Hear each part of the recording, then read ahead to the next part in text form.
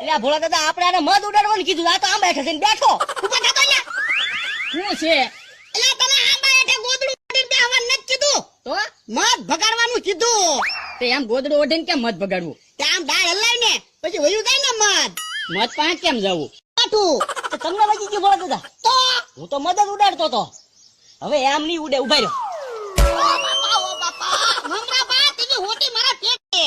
ગોટી જ નાખી દો. લ્યો ભોળા દાદા, બસ બસ મધ હેરાન કરાય એવું બાનું કાઢીને મારી નોકરી જોવે. લ્યો સરપંચ ને ફોન કર્યો, પણ તે હમણાં એને ખાય એવાય ન રહેવા દઉં. મધ હું ઉડાડું અને ઢીમણા ઈવડા એને કરાવી દઉં.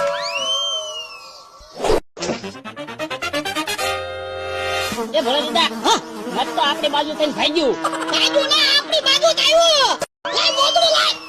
એ મને તો ગોદડું આપો ભોળા દાદા. મમરા ભાઈ લાવા દો. લાય તું મમરા ભાઈ ભાગો.